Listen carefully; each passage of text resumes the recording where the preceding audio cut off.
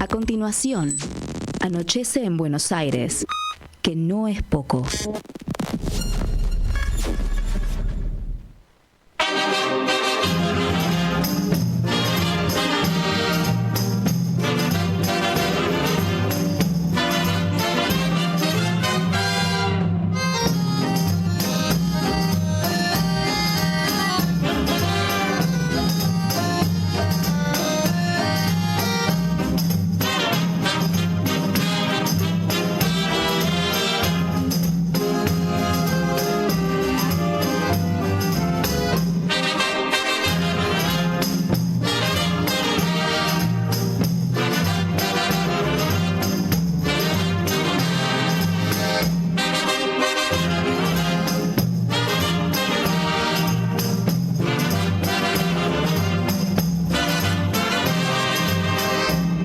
Domingo en la tribuna un gordo se resbaló. Si supieran la avalancha que por el gordo se armó, rodando por los tablones hasta el suelo fue a parar, mientras todos los muchachos se pusieron a gritar: deben ser los gorilas, deben ser, que andarán por allí, deben ser los gorilas, deben ser, que andarán por aquí, deben ser los gorilas, deben ser, que andarán por allí, deben ser los gorilas, deben ser, que andarán por aquí. Los gorilas,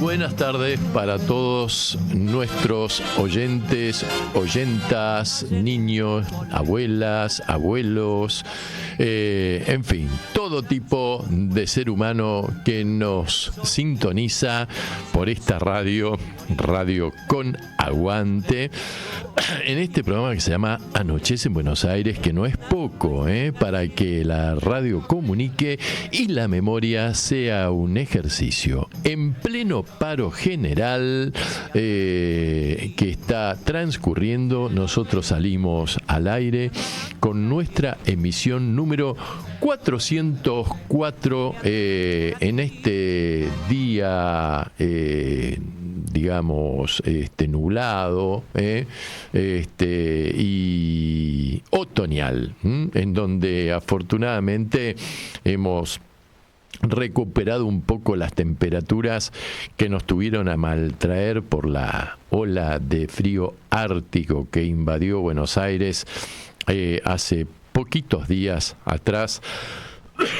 Perdón, y que nos ha dejado con algunos malestares en la garganta y qué sé yo, porque el tiempo, mejor dicho, el tiempo no da tregua. Bajaron 20 grados en un día, de un día para otro, y los cuerpos no llegan a tiempo a aclimatarse lo suficiente. Pero en fin, aquí estamos y les cuento que en la segunda parte de nuestro programa vamos a tener a un amigazo del programa y de la casa, una de las personas que a mi criterio es de las más avesadas en cuanto a dar una opinión acerca de la economía, no solamente mundial, sino también de el análisis económico que tiene que ver con nuestro país.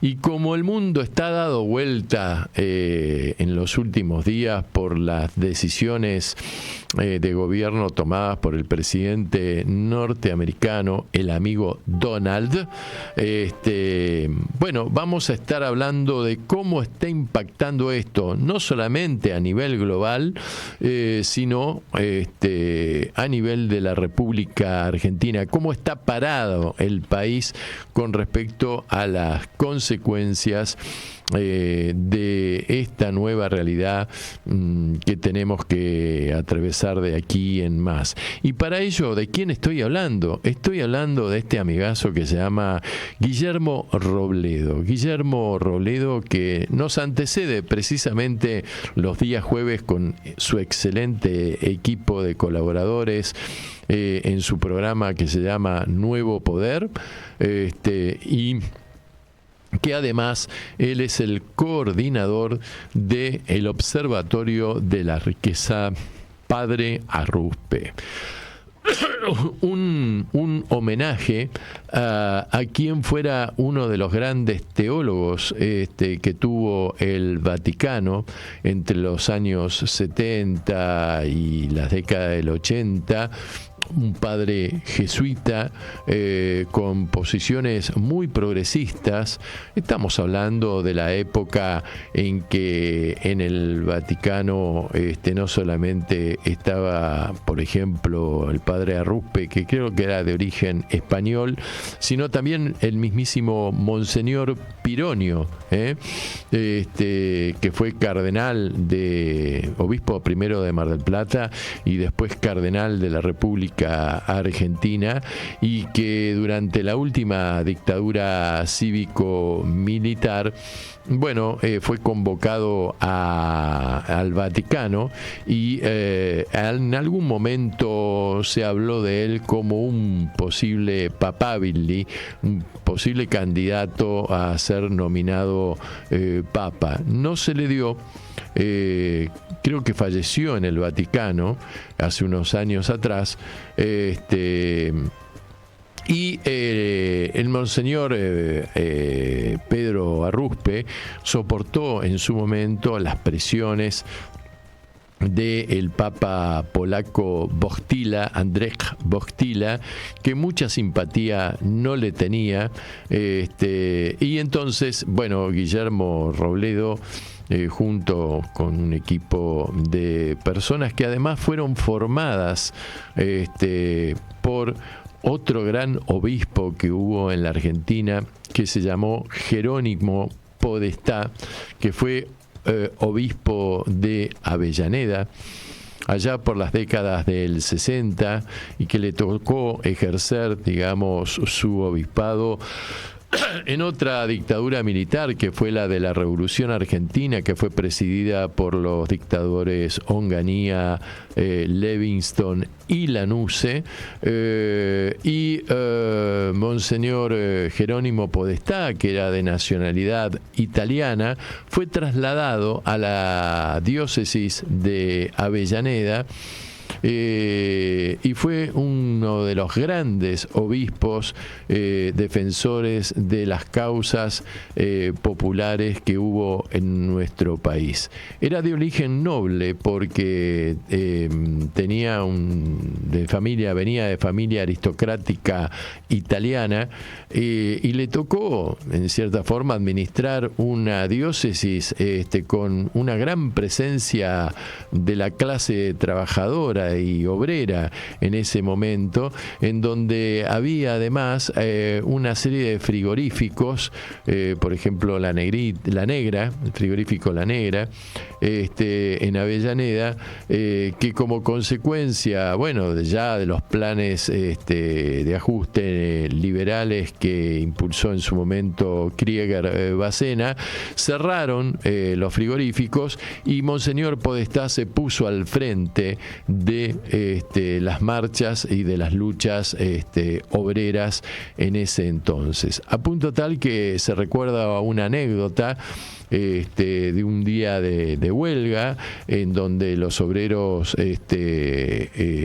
habían salido a marchar, y por supuesto, tal cual lo hace Patricia Bullrich en este momento, la dictadura militar mandó a la gendarmería o a los militares, que será la infantería, a reprimir a los obreros, represión que ese día se frenó porque al frente de la marcha les puso el pecho Jerónimo Podestá, que además fue uno de los obispos que más peleó en la República Argentina por una utopía, que era la reivindicación de los curas a casarse, a mantener, romper el celibato y mantener una familia, como lo hacen otros pastores y líderes de otras religiones monoteístas, como los protestantes o la religión judía en nuestro país. A punto tal de que cuando renunció al obispado por cuestiones de edad, se casó con Clelia, se llamaba, me parece, que era su ex secretaria, y se casaron por el registro civil, y tuvieron numerosos hijos, no sé si 7 u 8 hijos nacieron de ese matrimonio. En fin, todo esto tiene que ver con la forma de pensar que tiene el entrevistado, invitado y amigo del día de hoy, Guillermo Robledo. Un verdadero lujo. Bueno, vamos a dar inicio a la lectura, digamos, de lo que aconteció en los últimos días, que sucedió de todo, como es costumbre en nuestro país. La verdad, muy mala cosecha, muy mala semana para el gobierno libertario argentino, que comenzó la semana con un feriado pasado, que fue el 2 de abril, en donde se celebra la reivindicación de las Islas Malvinas y de quienes en definitiva murieron en combate en defensa de la patria. Y realmente la dupla que constituye el poder ejecutivo, mientras el año pasado habían compartido el acto principal aquí en el barrio de Retiro, en el cenotafio que está ubicado, bueno, ahí en la plaza, en el bajo de la plaza San Martín, en homenaje a los caídos en Malvinas, mientras hace un año atrás el presidente Milei anunciaba que comenzaba una nueva era que implicaba la reivindicación, el reencuentro de las Fuerzas Armadas argentinas con el pueblo, con la sociedad civil, y mientras se notó en esa oportunidad visiblemente emocionada a la vicepresidenta de la República, la doctora Victoria Villarruel, bueno, en el último año se ha notado un distanciamiento y un conflicto cada vez más agudo entre ambos, a punto tal de que en esta nueva celebración por segunda vez consecutiva, ambos estuvieron separados. Mientras Milei se trasladó al monumento de San Martín o a la Plaza San Martín, y a través de un breve y conciso discurso que no habrá durado más de 15 minutos, se refirió a los habitantes de la isla como malvinenses y les dejó abierta la puerta de que pueden algún día proceder a la autodeterminación de si ellos se quieren considerar argentinos o británicos, lo cual yo no sé si es por malicia, por impericia o falta de asesoramiento. Se constituye en un hecho gravísimo las declaraciones y reconocimiento que hizo el presidente, en virtud de que el presidente es la autoridad suprema y representativa del Estado argentino. Y este tipo de declaraciones suele ser considerada como medio de prueba en alguna oportunidad en los tribunales internacionales. Y en este caso, en donde evidentemente la Argentina viene peleando con resultado negativo por la reivindicación de la soberanía de las Islas Malvinas y del Atlántico Sur, que forman parte innegable de nuestro territorio. Este tipo de litigios suele llevarse a cabo en un tribunal internacional, que es el Tribunal de la Haya. Por ejemplo, ahí están litigando Bolivia y Chile por el tema de la salida al mar, ahí están litigando Venezuela con la Guayana francesa por un territorio que en este momento cobró relevancia porque parece ser que hay disputa en la zona limítrofe de estos dos países, y allí también se trata el tema de las Malvinas argentinas. Entonces, esto puede ser tomado como un antecedente muy perjudicial para los intereses soberanos de nuestro país si es que el equipo jurídico de los británicos en algún momento plantea que Milei ha reconocido que los Kelpers, ciudadanos de segunda para la sociedad británica, son los verdaderos malvinenses, ¿verdad?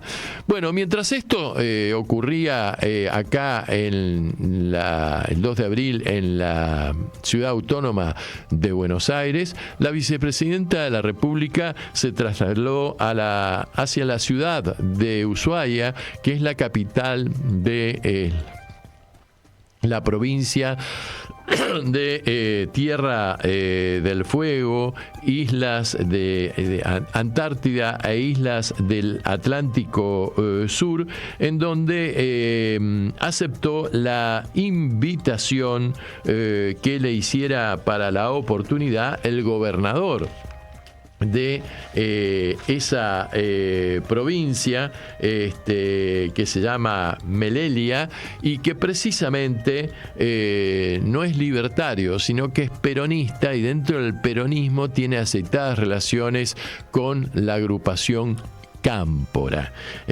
o la Cámpora. Allí leyó un discurso mucho más extenso que los 15 minutos del presidente de la República,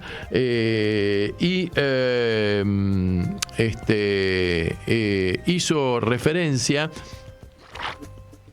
a el hecho de que el tema de las Malvinas no es un tema exclusivamente argentino, sino americano. Hizo referencia a que indirectamente se trata de un tema de colonialismo, destacó la importancia geoestratégica que tiene el Atlántico Sur en el mundo para los intereses internacionales, y además que esos intereses internacionales vienen a apropiarse de los recursos naturales de la República Argentina, contaminando a sí mismo o teniendo el riesgo de contaminar a sí mismo el medio ambiente. Tanto este último punto es un tema expresamente negado por el triángulo de hierro que gobierna en la Argentina, donde se toman las principales decisiones de Estado. Bueno, mientras Milei ese mismo día partía raudamente hacia los Estados Unidos de Norteamérica, ella como vicepresidenta lo reemplazó en cumplimiento de lo que establece nuestra Carta Magna, y para evitar cualquier conflicto o roce como se dio en otra oportunidad, en donde Milei también se ausentó del país y en donde ella no presidió una sesión en el Senado en la cual se expulsó, creo que al senador libertario Cuadra, sorprendido con su secretaria pasando la frontera del Paraguay con un bolso con mucha plata, Y bueno, ella sacó por las redes sociales un comunicado en donde decía que ese 2 de abril ella se hacía cargo interinamente de la presidencia en reemplazo de Javier Milei, y que no iba a poder presidir la sesión del Senado, y que sí lo iba a hacer el vicepresidente primero, que sí pertenece a La Libertad Avanza, el senador Abdala, que en este momento no me acuerdo a qué provincia representa. Pero en definitiva abrió el paraguas para que no hubiese inconveniente alguna. Tampoco fue invitada la presidenta al acto que el resto de, digamos, del Círculo de Hierro, del Triángulo de Hierro, organizó con motivo del 2 de abril, y ella, que tiene agenda propia, sí participó en una proyección que se dio en el Cine Gaumont de un documental, de una película documental que se llama Héroes Nuestros, el capitán Giachino, que fue el militar muerto cuando se produce el desembarco de Malvinas. Fue el militar que bueno, dio un paso adelante ahí con su ametralladora, qué sé yo, y cayó en combate bajo la balacera. Él explotó una granada en la mano, ahí está, y murió en acción este señor. A diferencia del capitán Astiz, que estaba ahí con los lagartos, que iba a enloquecer a los británicos y que al final se rindió sin hacer un chasquido, digamos, con sus dedos, ¿no? Pero esta reivindicación que hace la doctora Villarruel, que bueno, que representa los intereses, vamos a denominar, del partido o de la familia militar, lo hizo con respecto, en esta película documental, a un personaje realmente tenebroso, porque este capitán Giachino fue sometido a juicio en uno de los tantos juicios de lesa humanidad que se lleva a cabo en nuestro país, en este caso ante la Justicia Federal de la provincia de Santiago del Estero, en donde un testigo, que fue un subordinado de este capitán Giachino, héroe de Malvinas, nos estamos refiriendo al señor Alfredo Molinari, declaró ante el juez en esta oportunidad y en este juicio que el marino le ordenó matar en el año 1977 a un detenido desaparecido, encapuchado, que estaba esposado y de rodillas. Le ordenó pegarle un tiro en la cabeza. Tal Alfredo Molinari se negó, y entonces recibió la calificación de parte del capitán Giachino de la siguiente expresión: basura, usted no se merece ser un infante de marina, y lo mandó a mudar de allí. Este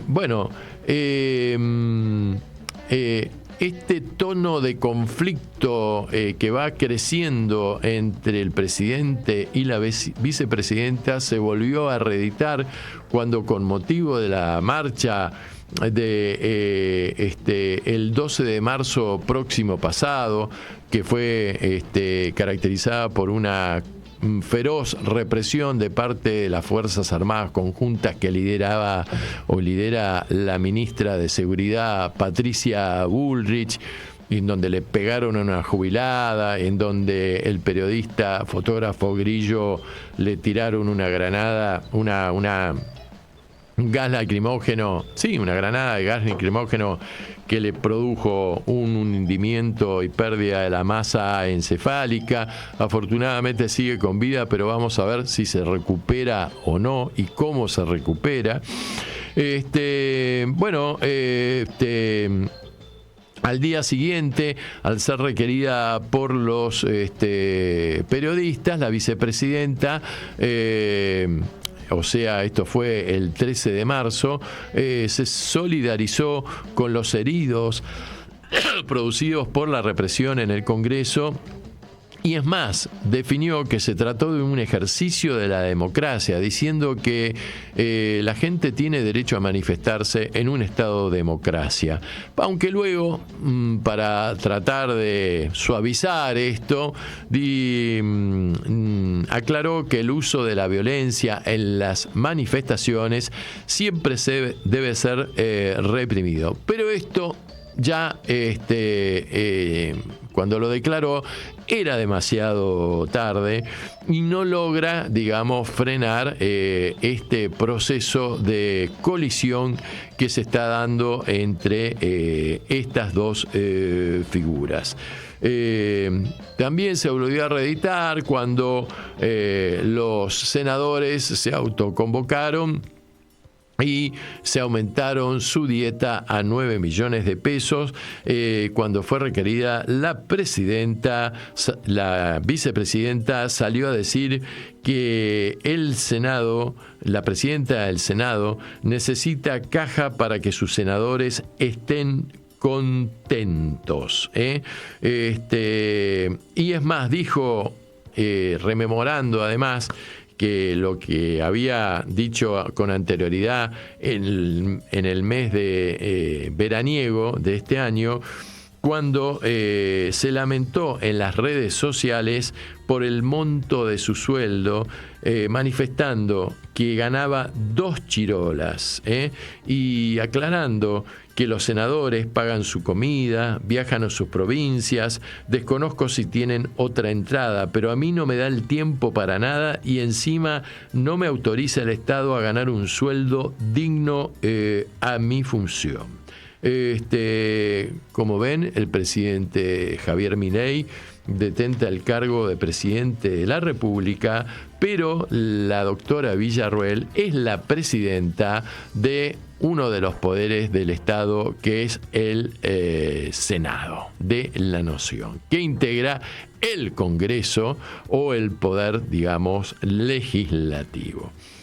Bueno, mientras esto transcurría, Milei se fue raudamente a los Estados Unidos de Norteamérica a participar de un acto muy trucho convocado por una organización de extrema derecha, en donde se otorgaba que se llevó a cabo en la residencia majestuosa que tiene el presidente Donald Trump ahí en la Florida. Mar-a-Lago se llama, creo, su residencia, es bellísima, y por supuesto estaba este acto dirigido a recaudar fondos para los bomberos y la policía norteamericana. Y estaban metidos en la organización una bellísima mujer que parece que fue Miss Universo o Miss Universo norteamericana o algo así hace unos años atrás, que se sacó una foto con el presidente de los argentinos, y el premio que daban era un premio que se llama el Lion of Liberty Award. Bueno, más o menos traducido sería el premio al León de la Libertad, y se especulaba, y así se lo había garantizado el canciller argentino Bertein, un hombre empresario, un hombre de negocios, que no tiene absolutamente nada que ver con la carrera diplomática, que posiblemente el premio, como iba a participar del evento el presidente de los Estados Unidos, era muy posible que el premio se lo entregara en mano Donald Trump. Pero nada de esto ocurrió, porque Donald Trump tenía que llegar de un certamen de golf, le gusta ese deporte al presidente del país del norte, bueno, se celebró una cena. Luego de la cena se le entregó el premio a Milei, y luego del premio, mientras la gente seguía degustando la rica comida, Milei hizo un discurso. Ese discurso fue muy poco escuchado. La gente, la verdad, estaba más interesada por comer que por escuchar al presidente de los argentinos, y Trump no llegaba. Entonces, luego de la cena, lo distrajeron un poquito al presidente, que empezó a inquietarse. Viajó a los Estados Unidos con su otro yo, que es Karina Milei, secretaria de la presidencia, y por el canciller, el señor Gerardo Bertein. Y como Donald no llegaba, se pusieron un poco ansiosos, y otro de los organizadores era la nuera de Donald Trump, que está casada, por supuesto, con uno de los hijos del presidente norteamericano. Entonces lo mandaron a una habitación, a un saloncito, donde había otras personas, y lo distrajeron un poco con las selfies. Él se le encanta sacarse las selfies con los dos deditos así, mirando para abajo, y qué sé yo. Y el presidente Donald Trump no llegaba. Entonces, de repente, él estalló con estos actos temperamentales que suele tener. Parece ser que le contagió al canciller argentino, que también comenzó a los gritos. Supongo que habrán dicho que esto era una falta de respeto y qué sé yo. Y se fueron. Se las tomaron. Parece ser que mientras todo esto ocurría, Donald Trump estaba afuera, llegando, ya había terminado su participación en el campeonato de golf, y se comunicaba por celular con su hijo, que le decía: papá, el horno no está pa' bollos acá, no vengas todavía. Y se fue el canciller, Karina y Javier. Y a los 15 minutos de que se fueron, llegó el presidente Trump. Llegó el presidente Trump, que habrá preguntado por Milei qué pasó, qué sé yo. Bueno. Pero lo cierto es que esto cayó muy mal. Milei no tuvo foto con Trump. Milei no le dieron Trump no le dio en mano el premio Truchex.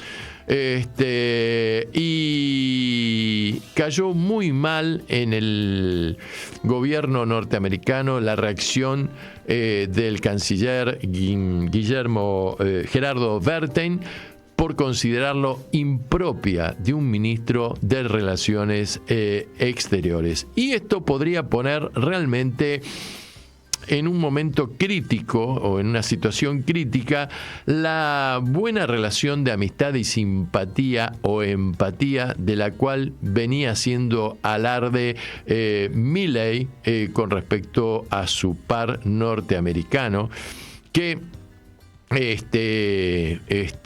con motivo de la aplicación de estos exorbitantes aranceles que trastocaron los mercados del mundo, y que tampoco se caracteriza por su fineza, dio a entender de que todos a él ahora venían a negociar con él y a besarle su trasero.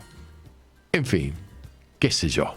Bueno, estos son los términos de la gente que está manejando el planeta. En definitiva,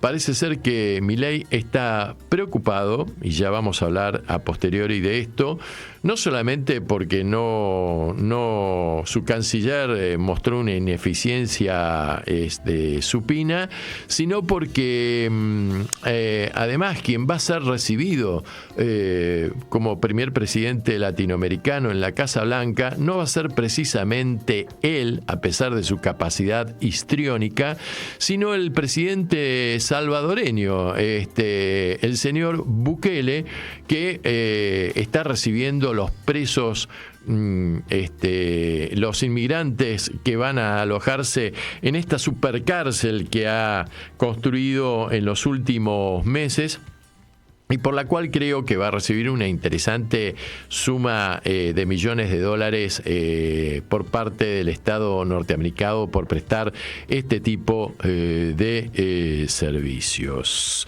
Así que dicen que el presidente está muy deprimido, que está muy tocado, que está muy preocupado, y parece ser que le armaron ante los reveses políticos que ha tenido en esta semana, y de la cual vamos a proseguir después de escuchar un tema de música.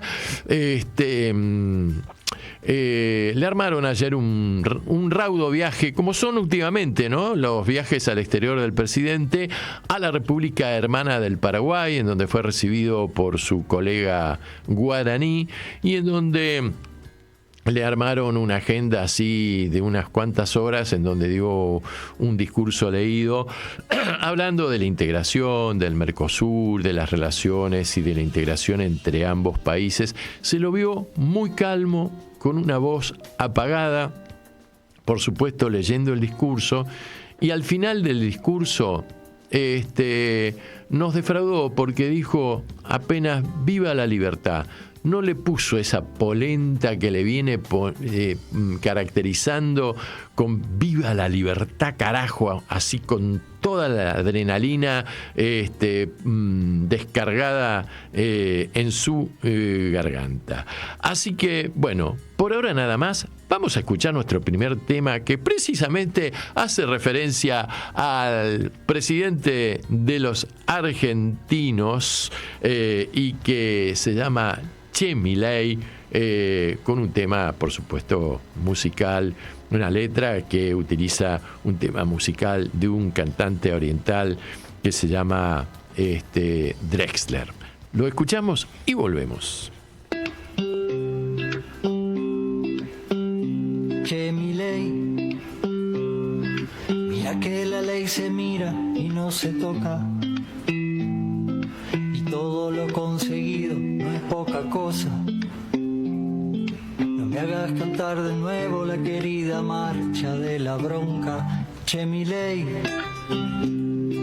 no rifes este país porque ya lo hicieron. Nada de lo que deba ser estatal permanecerá en manos del Estado. Pégate una leída al Martín Fierro. Mira que Messi hay uno solo, no creas cuentos. Somos argentinos y ya juramos desde chiquitos por gloria morir. Y ya pasaron por este circo payasos que nos hicieron sufrir. Mira que el pueblo canta muy fuerte y te puede aturdir. Pensalo bien. No olvides lo que Dios le entregó a Moisés. La esclavitud en este algoritmo hoy no funciona bien. Mira que el cerebro es ciego si no tiene para comer. Por favor, cambia los lentes por unos que puedas ver mejor, para mirar lo que tenés alrededor. No somos castas, somos el pueblo, somos la voz.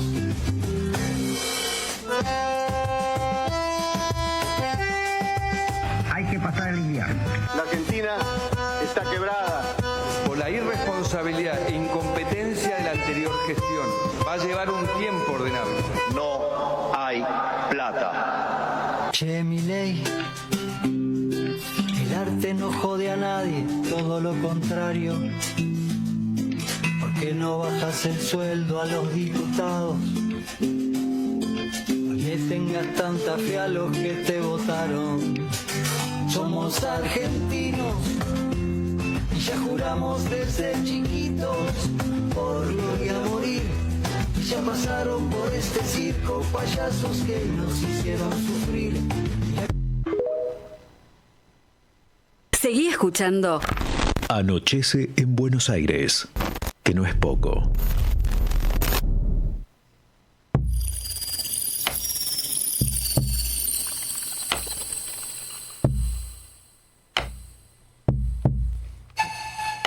Bueno, se nos cortó el video. ¿Qué va a hacer? Esta cuestión es así, la inteligencia artificial que le dicen.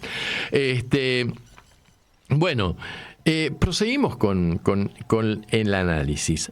Siguiendo con las malas noticias cosechadas por Milei a lo largo de la semana, una nueva derrota fue que demoraron, chicanearon, prolongaron hasta que no pudieron más, y durante la semana en la Cámara de Diputados se aprobó la constitución de la comisión investigadora que se va a dedicar a precisamente tratar de encontrar luz acerca del tema que se expande como una mancha de aceite más allá de las fronteras de la Argentina, relacionado con el escándalo de la CryptoGate, de la criptomoneda Libra. Y esta comisión investigadora va a citar, por ejemplo, al jefe de gabinete, el ministro Francos, a el ministro de Economía, Luis Caputo, y también al ministro de Justicia, el doctor Cunio Libarona, que tendrán que venirse afilados para responder a las cuestiones que en su momento le van a plantear esta comisión investigadora. Pero este puede ser uno de los temas que además haya motivado en este momento la difícil situación anímica por la que está pasando el presidente, porque a todo esto se suma también en Estados Unidos que un estudio jurídico ya ha interpuesto las demandas correspondientes por la estafa de la CryptoGate, de la CryptoLibra, en donde están incluidos no solamente algunos ciudadanos como este muchachito pelirrojo que apareció enojado en un video cuando estalló este affair, sino también el mismísimo presidente de la República, quien en algún momento va a perder la inmunidad que tiene como jefe de Estado. Y ojo que estas cuestiones de lavado de dinero en Estados Unidos no son temas menores. A ver, cayó el general Noriega, cayó el Chapo Guzmán, cayó el expresidente de Honduras antes de que llegara Xiomara Castro a la presidencia. No importa si le soltaron la mano o no, pero que está en cana en Estados Unidos, está en cana en Estados Unidos.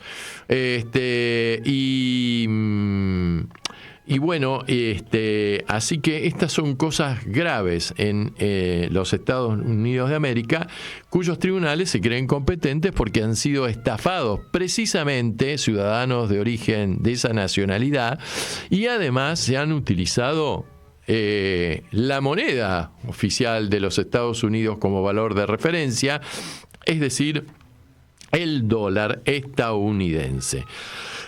Pero no solamente la investigación va a profundizarse en los Estados Unidos de Norteamérica, sino también aquí en la República Argentina, en donde hay dos juezas, dos mujeres, una Servini, la doctora Romilda Servini, y la otra ubicada en el Departamento Judicial de San Isidro, la doctora Sandra Arroyo Salgado, viuda de el ex fiscal Nisman, para ubicártela.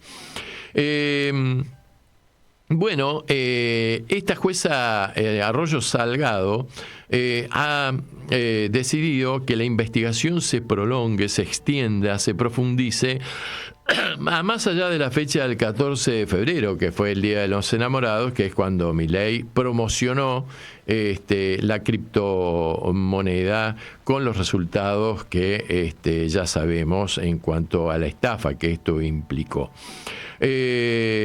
Hubo, según la jueza de San Isidro, 2 episodios posteriores y ordenó a esa fecha una serie de medidas de prueba dirigidas a identificar los movimientos que tuvieron algunas billeteras electrónicas vinculadas a la creación del token y a las personas físicas que están atrás de estas billeteras electrónicas.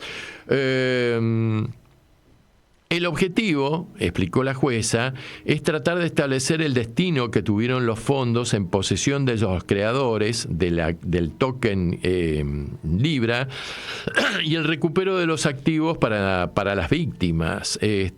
Mientras tanto, hay un fiscal, que es Eduardo Tayano, que está a cargo de otra causa Libra, pero aquí en la capital federal, y que le pedía a la secretaria para la investigación financiera y recuperación de activos ilícitos, la doctora María Fernanda Bergali, medidas de prueba para determinar la evolución patrimonial de Javier y Karina Milei, Mauricio Novelli y Manuel Terrones Godoy, este ciudadano español que está radicado también acá en la zona del norte de la provincia de Buenos Aires, Martínez, San Isidro, por ahí anda, ¿no?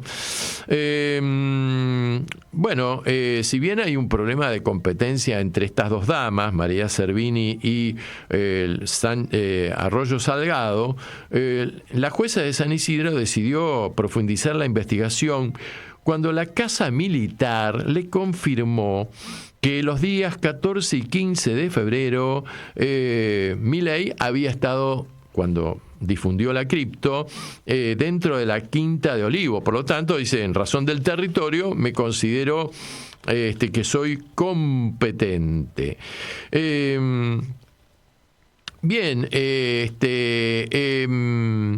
Lo cierto es que hay un testimonio en la causa que lleva adelante Arroyo Salgado, que es el señor Martín Romeo, que es un señor que está especializado en criptomonedas y blockchain, que perdió $2.000 tras comprar la cripto Libra, y que por supuesto se presentó en esta causa. Además, este señor asesora a otras personas, con lo cual alega que esta situación le produjo un doble perjuicio, no solamente personal, sino ante sus clientes. Señaló 3 posibles momentos de la estafa que habría continuado a pesar del escándalo, o sea, cuando ya había estallado el tema, y esto lo tomó en consideración la jueza. El primer punto es que el 14 de febrero a las 19 horas se creó un pool de liquidez, o sea, reservas de criptomonedas que funcionan como respaldo de las operaciones dentro de una plataforma de finanzas que se llama Meteora y el pool de ventas Libra. Segundos después, varias billeteras entre las 7 y las 9, entre 7 y 9 billeteras electrónicas, hicieron compras por más de $2,5 millones de dólares. 30 segundos después, Javier Milei hizo un posteo después de este movimiento en donde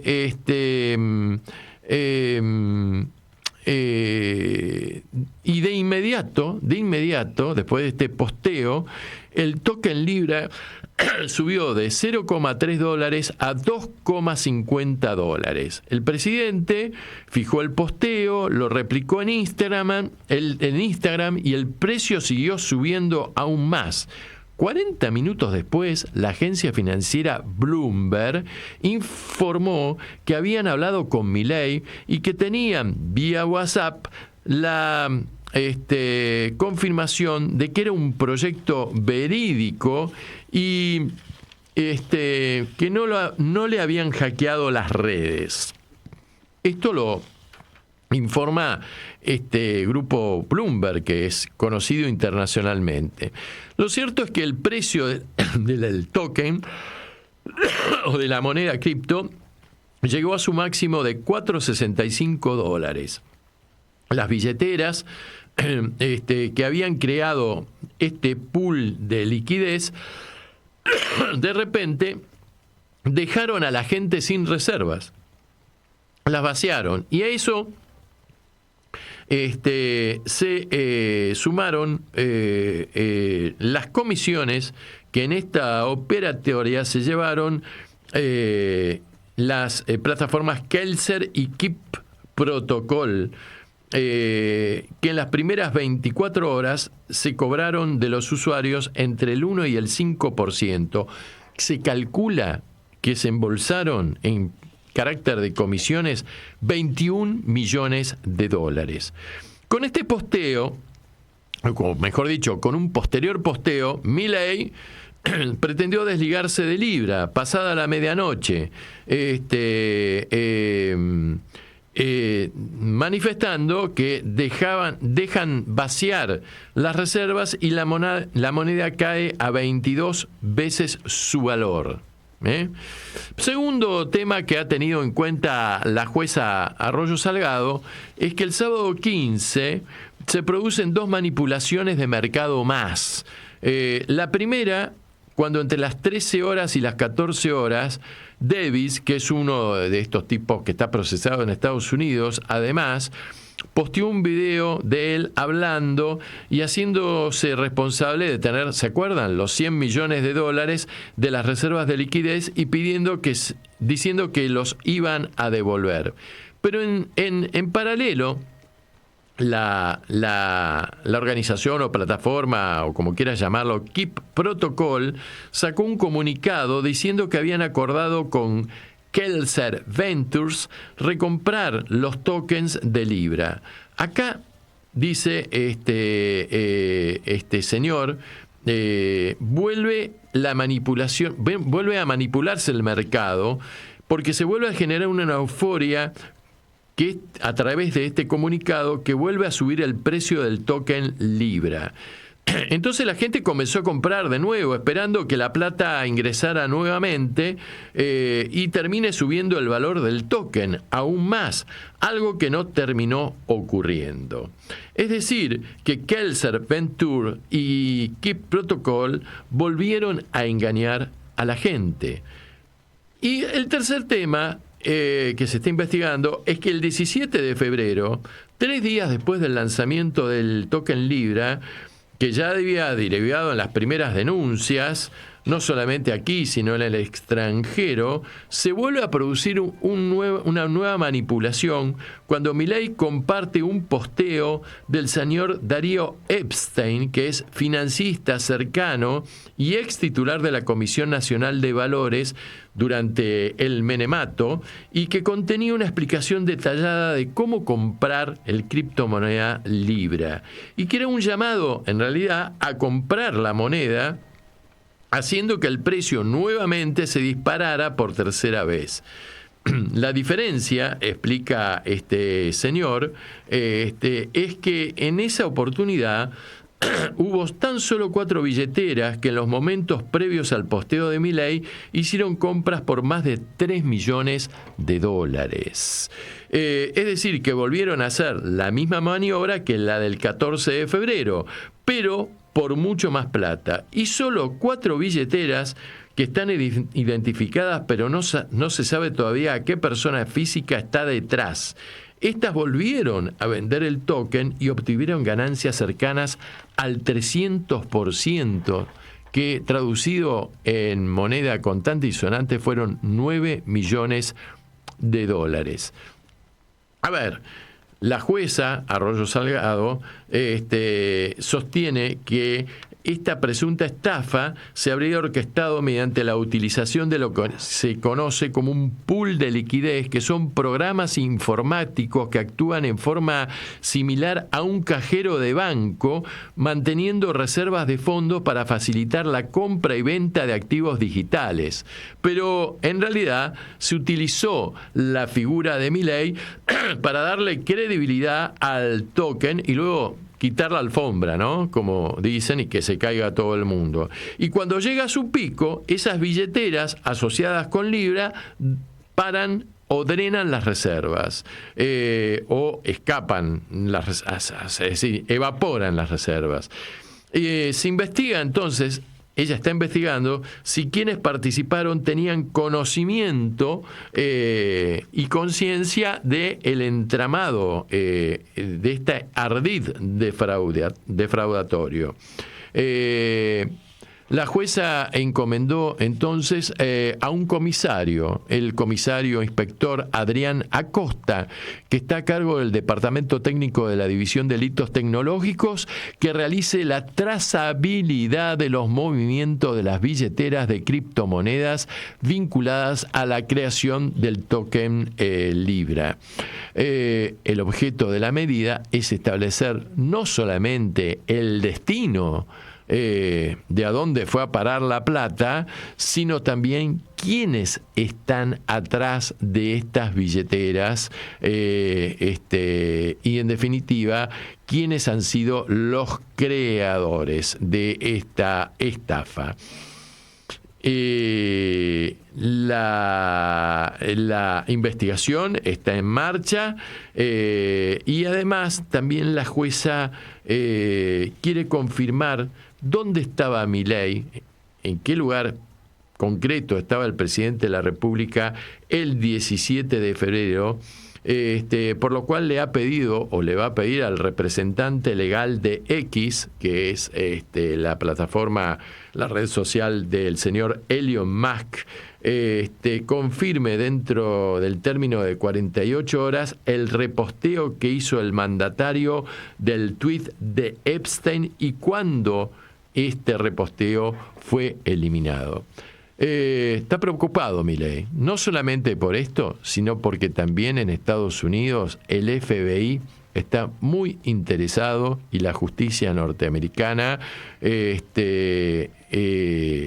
a través de comentarios estaría muy interesada en investigar el patrimonio de los hermanitos Milei. En fin, así son las cosas en la República Argentina. Y mientras vamos esperando a nuestro amigo invitado, ¿qué tal si escuchamos este hermoso tema Samba Mamá, interpretado por David Cohen? Una samba brasileña, pero con cierta onda francesa.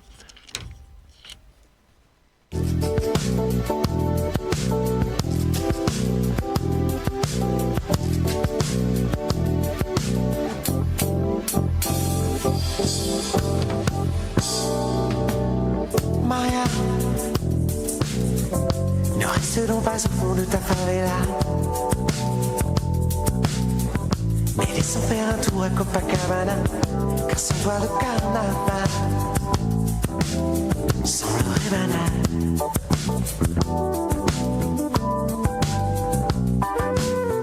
Maria, quand tes deux pieds effleurent le sable du rivage, les vagues nous ont pu glisser sur la plage, hélas la mer ne sait pas danser la samba.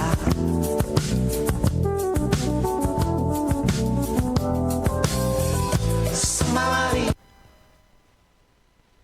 cuivre et les yeux de chat. Samba Maria, tu es la plus belle des...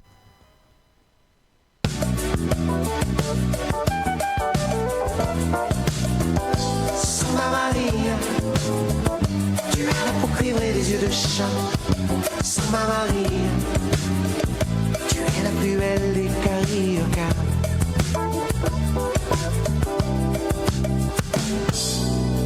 Maria, n'écoute pas le sorcier qui vient de Bahia. Laisse tous tes gris-gris, laisse tes macumbas si tu veux tomber en transe. Il y a la danse.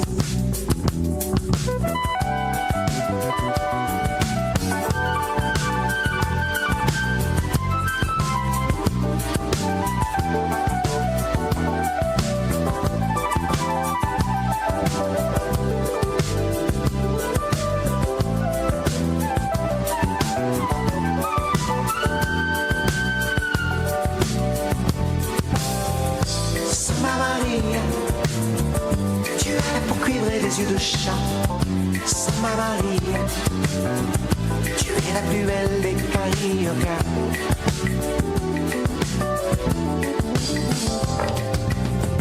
Samba Maria, tu as la peau cuivrée des yeux de chat. Samba Maria, tu es la plus belle des cariocas.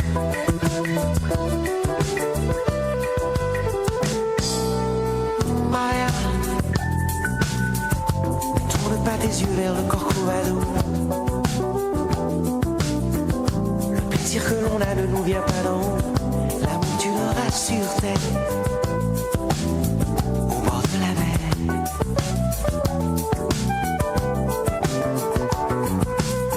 Maria, Maria, viens nous faire profiter de ton corps. Presse-toi car bientôt carnaval sera mort. 3 nuits de bonheur par an. N'est-ce pas tentant?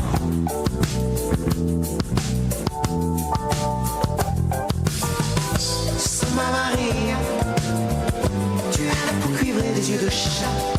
Samba Maria, tu es la plus belle des cariocas.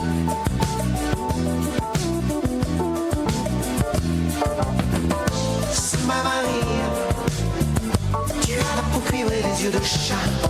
Samba Maria, tu es la plus belle des cariocas.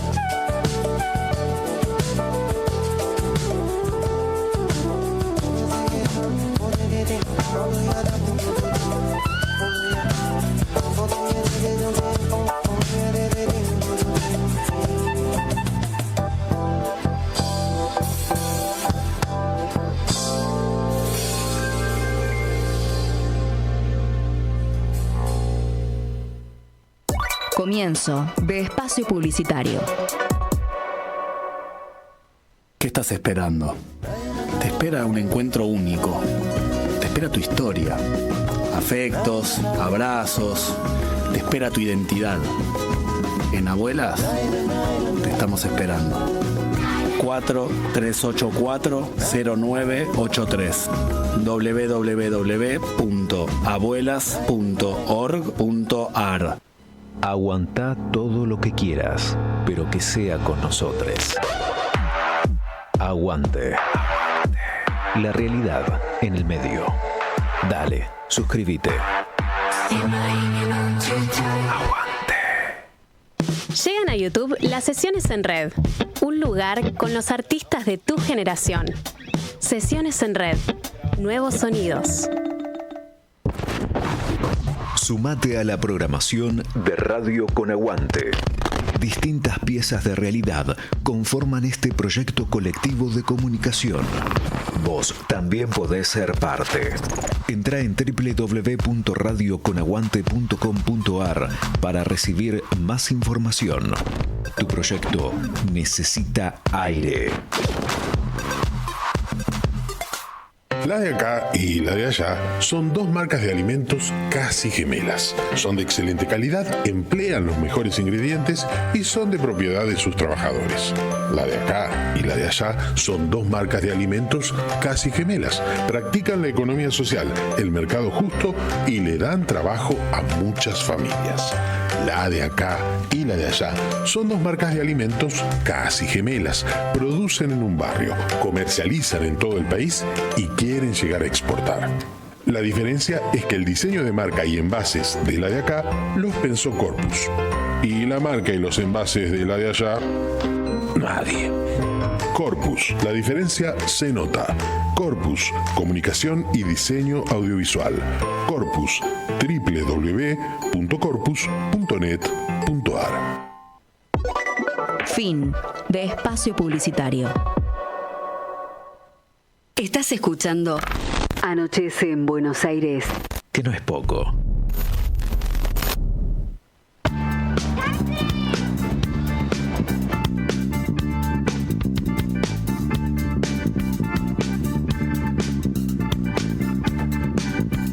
Muy bien, acá estamos.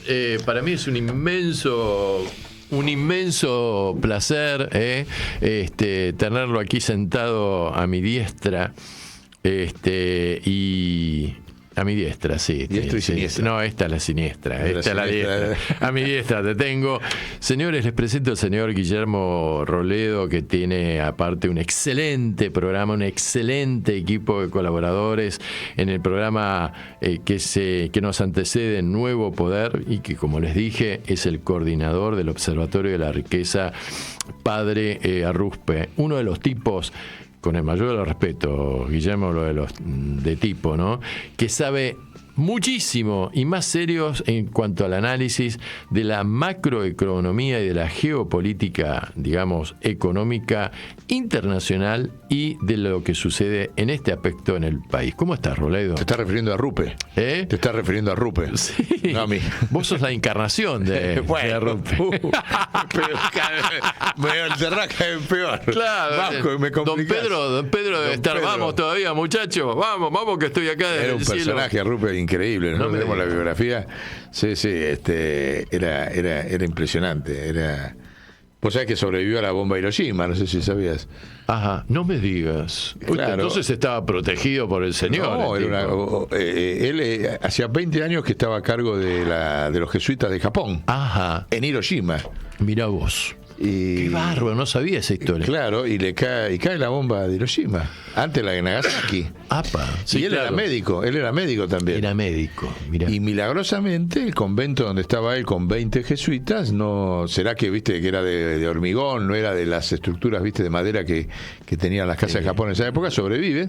Los jesuitas son tipo preparados, ¿saben? Y sale con su bicicleta a recorrer a ver qué pasó. O sea, en el medio de la radioactividad no solamente sobrevivió a la bomba atómica, sino que después salió a convertirse. El primer hospital de campaña que se hace en Hiroshima lo hace Rupe en el convento de los jesuitas, que no sabían, porque viste que la radioactividad no se conocía, entonces se producían heridas a los 4 o 5 días, empezaba la gente a sangrar. Bueno, el tipo sobrevivió a eso, un milagro. Después, muy divertido, porque llegan los Estados Unidos, lo meten preso. Cuando llegan a Japón, lo sospechan que es un espía japonés. No me digas. Sí, está preso. Bueno, toda una historia impresionante, porque él como jesuita, había adoptado la cultura japonesa. Claro, y después de estar 20 años. Y entonces, bueno, después, eso fue en el 45. A los 20 años, tuvo 20 años más, que era un prócer en Japón. Los jesuitas lo nombran secretario general de los jesuitas. Cuando de la Compañía de Jesús. De la Compañía de Jesús, cuando se produce el Concilio Vaticano II. Claro. Entonces pasa de ser el jefe de los jesuitas en Japón al jefe de los jesuitas en el mundo. Para que se expanda el Concilio Vaticano II. Bueno, y fue toda una dinámica muy, muy fuerte. De hecho, fue el hombre, nosotros tomamos el nombre de Padre Arrupe porque fue el hombre que vino acá en el 73 a la Argentina y tenía que nombrar el superior, viste que las órdenes tienen sus provincias, acá la provincia de los jesuitas es, en esa época creo que era Paraguay, Argentina y Uruguay, ahora creo que es Argentina y Uruguay nada más, y tenía que nombrar a alguien. Entonces vino acá y fue a hablar con Eloy San Angelelli. A La Rioja. El pelado Angelelli. Y se lo llevó a Bergoglio, que tenía 33 años, como cura, era cura. Sí. Y entonces los tres ahí, Angelelli, Bergoglio y Arrupe, decidieron que Francisco se convierta en el superior de los jesuitas de la provincia del Río de la Plata. Y ahí empezó la carrera de Francisco de ser un cura simple a superior a los jesuitas, o sea, el primer escalón para llegar a papa se lo dio el Padre Arrupe, ¿no? Che, ¿Angelelli era jesuita también? No. Él era de los diocesanos, viste, que son los que no están en ninguna orden. Sí, sí, claro. Pero su obra era reconocida a nivel internacional. Entonces, cuando viene acá Arrupe, van a verla con Bergoglio. Claro.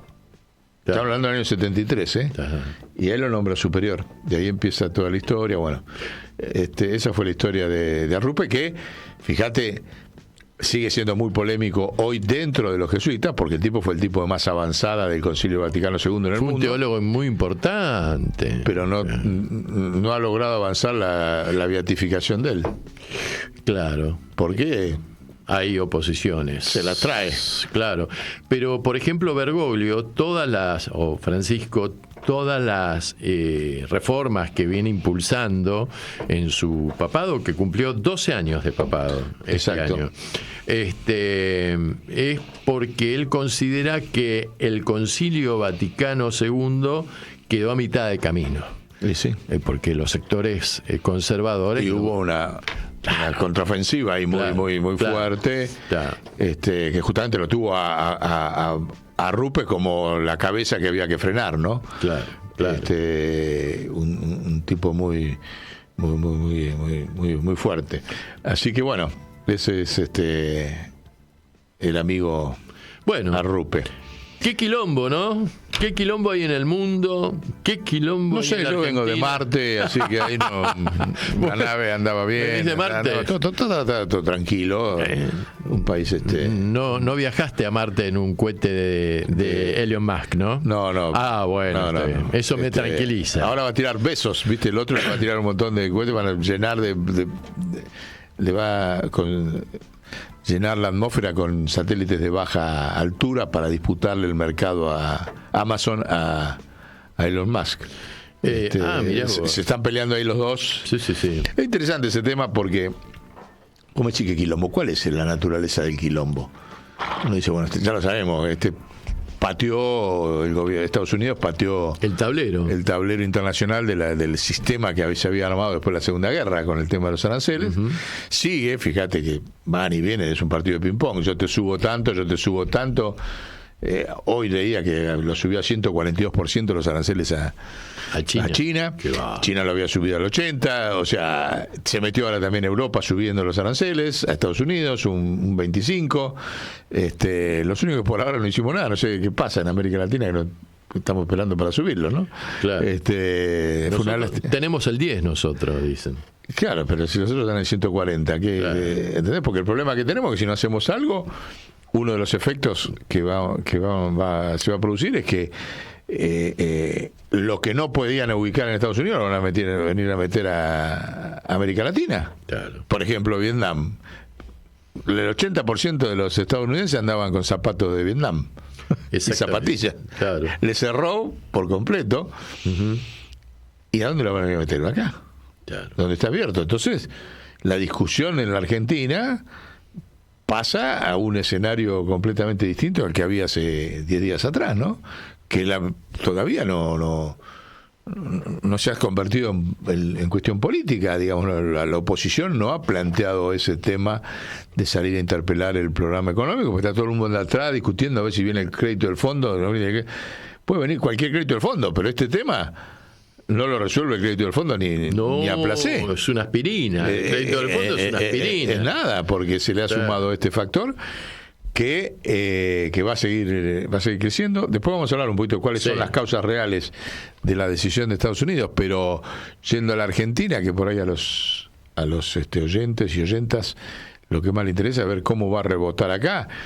Y acá no hay nada bueno, porque entre otras razones, como yo decía, se va a venir la producción para acá si no levantamos los aranceles acá. Eso es clarito. Claro.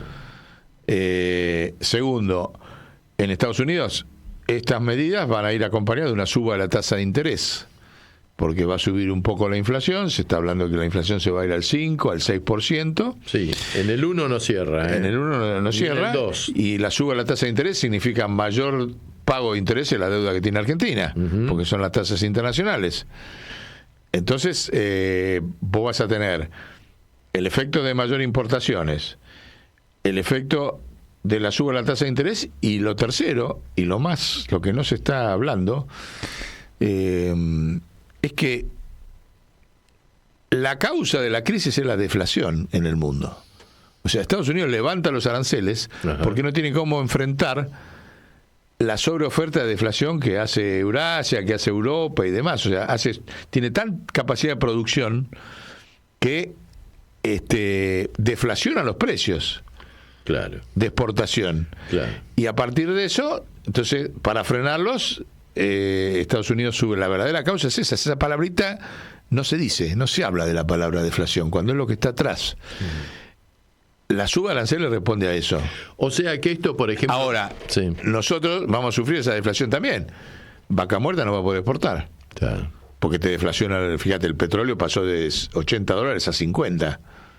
Claro. En 60 días. Sí. Y ya lo dijo Mauricio antes de ayer. Está muerta Vaca Muerta. ¿Dijo eso Mauricio? Sí, dijo, se derrumba el precio del petróleo y chao, se acabó Vaca Muerta, dijo. Mirá, es así, mirá, ahí... Estamos hablando de Macri, ¿no? Por supuesto. Sí. Ese tema es la deflación, o sea, y te pasa con los otros productos también.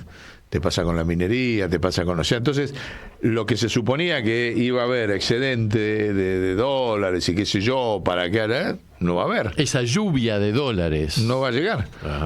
¿Qué va a llegar? Están buscando ahora desesperadamente tapar esa lluvia de exportaciones reales con más deuda. Claro. Que el Fondo Monetario, que el Banco Mundial, ahora parece que viene el Tesoro también. Claro. Pero saben que ese excedente de la Argentina no va a existir. Y entonces, si no existe ese excedente del sector comercial, el default es inevitable. O sea que en esto es un experimentado jugador Luis Caputo, en esto de crear deuda y tratar de patear la pelota. Claro, pero la pelota cada vez más grande. ¿Cómo la patea? Una cosa es patear una pelotita de tenis y otra cosa es cuando tenés que patear la pelota, ¿viste? Se andan los elefantes arriba. ¿Cómo la pateás? Tenés que... Y el problema es ese, que hasta ahora vos tenías cierta cosa que te empujaba, que era que tenías Vaca Muerta, tenías el dólar, la exportación. Es más, hay otro factor que no se habla mucho. Por primera vez bajó también el precio del gas. Ajá. Porque son dos exportaciones distintas. Claro. Mira. Entonces, vos tenés esa caída del precio del gas hace, por ejemplo, de que todas las inversiones que había previsto, ¿te acordás que se iba a hacer el puerto allá? La disputa que se hacía en Buenos Aires, se fue a Río Negro, se fueron todos, nadie lo quiere hacer ahora. Mirá vos. Nadie lo quiere hacer, ¿por qué? Porque el millón del BTU, que es distinto, también se derrumbó. ¿Entendés? Entonces, todos los commodities de la Argentina van para atrás. Entonces, ¿cómo hace la Argentina para no entrar en default? Lo único que no se me derrumba es el precio que yo pago el gas todos los meses, que me va aumentando mes a mes. Encima eso. Porque supuestamente tendrían que bajar, porque si bajaron los precios internacionales del petróleo y del gas, tendrían que bajar. No, vamos al revés. ¿Qué es lo que dijo Trump el otro día? Dijo, ¿qué me vienen a hablar de inflación y recesión si he logrado que el petróleo baje? Claro. Dijo el otro día, los norteamericanos van a pagar el galón de petróleo, de nafta, mucho más barato, ¿no? Y nosotros vamos a pagar mucho más caro. O sea, nosotros estamos al revés en todo. Increíble. Esto es una cosa insostenible. Ahora, cuando vos hablas de la deflación producida por por la revolución tecnológica que aumenta la oferta de una manera... Para que la gente entienda, por ejemplo, este par de anteojos que produce Estados Unidos, vamos a hablar en términos arbitrarios, sale $10, ¿no? Y Estados Unidos lo vende a $10. El mismo par de anteojos que viene de Vietnam, de China, de la India, sale $5. Sí. ¿Por qué? Porque ellos producen, si Estados Unidos produce 1 millón de estos anteojos, los chinos, los vietnamitas y los hindúes producen 15 millones. Sí. Ese es el tema de la deflación. Sí, pero espera, que todos los años se incorpora tecnología a la fábrica de anteojos que los hacen más baratos. Que una de dos, o pasamos a tener 4 ojos. Claro. ¿Entendés? Se aumenta el volumen físico de producción de anteojos, de esto. Ahora te voy a poner otros ejemplos que son también gráficos. Entonces, la revolución tecnológica es lo que produce la sobreoferta, y al sobrar la oferta baja todo el mundo para vender, baja los precios y se produce la deflación. Claro. ¿Entendés? Entonces, y eso se produce por primera vez simultáneamente en todos los productos. Claro. No solamente en algunos productos, y encima desde todos los continentes a la vez. Claro. Porque la velocidad de la difusión tecnológica por la inteligencia artificial y demás es casi instantánea. Claro. ¿Entendés? Entonces, con muy poca inversión, yo capaz que duplique mi capacidad de producción, porque también la tecnología es más barata. Claro. Antes vos tenías que hacer una fábrica, ¿viste? Y era una inversión terrible. Ahora es mucho más barato hacer una fábrica. Entonces, todo el mundo se pone a competir, invierte, aumenta el volumen, después ¿dónde lo ubico? Bueno, después veo, los estados me ayudan, el estado que te ayuda a exportar, el que no te ayuda. Bueno, todo ese mecanismo multiplicado drásticamente, ¿desde cuándo? Yo te diría, es interesante la historia de la inflación y la deflación en la historia, porque en la historia del capitalismo, ¿no? Porque claro, el sistema sobrevive a la inflación controlada, que es lo que ha hecho, claro, ¿viste? Que es lo que hace China, por ejemplo. Claro, un 5 lo que hace Estados Unidos, lo que hicieron siempre. Claro. Ahora, no sobrevive a la deflación. Claro. Que ese es el problema hoy. De hecho, en los momentos de grande deflación se produjeron las grandes guerras. Primera Guerra, Segunda Guerra Mundial. Hubo un proceso, acordate, la crisis del 30, un proceso de deflación donde una malaria terrible, no había ningún... Y entonces la forma que tenía el sistema, digamos, de capitalista o de lucha interimperial era, se producían guerras para eliminar a algún competidor. Exacto. Bueno, eso terminó en la Segunda Guerra. Pero vos te pasaste desde 1900 hasta 1945 en deflaciones permanentes, crisis y guerras. Claro. En el 45 se logra un dispositivo, que es el que ahora destruyó el Trump, de inflación controlada. Ajá. Entonces vos tuviste una inflación controlada que permitió una redistribución del ingreso, que permitió una serie de cosas en el mundo. Las políticas keynesianas. Sí. Las políticas keynesianas son inflación controlada, si te lo tengo que poner en una síntesis. Pero tuviste ese periodo de 45 hasta el 70. Fueron 25 años. En el 70, ahí empezó a liberarse un poco porque Estados Unidos dejó de tener el dólar, viste, atado al oro. Y empezó el problema, pero no se agudizó. ¿Cuándo se agudiza? En el 2000. ¿Por qué? Porque entra el monstruo a la jaula. Entró China, a la OMC, ahí está, y al Fondo Monetario Internacional. No solamente entró China, sino que atrás de China arrastró a toda Eurasia. O sea, el potencial de China arrastró el potencial de Vietnam, el potencial de la India, o sea, toda esa zona se convirtió en una autonomía y una capacidad de producción y autosuficiencia en casi todo, en energía, en esto y lo demás, que disparó la revolución tecnológica y la sobreoferta de una manera sin antecedentes en la historia del capitalismo. Claro. O sea, los últimos 25 años, entonces, no es que ahora Trump es el último eslabón de un problema que empezó de sobreoferta mundial con deflación cuando entra China y entró a jugar un jugador monstruoso como se convirtió. Totalmente. ¿Te das cuenta? Che, vamos a escuchar música. ¿Te acordás de Patricio Rey y los Redonditos? ¿Cómo no?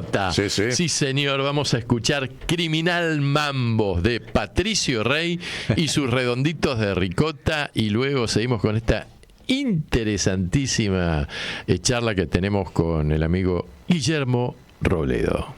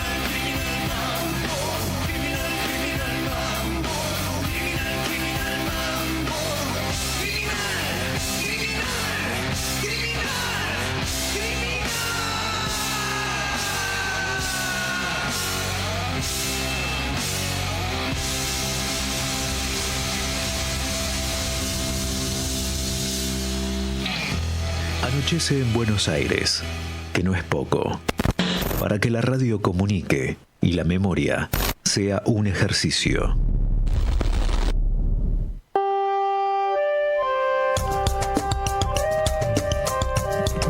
Qué grande el Indio Solari, ¿eh? El Indio Solari, un gran artista popular, argentino.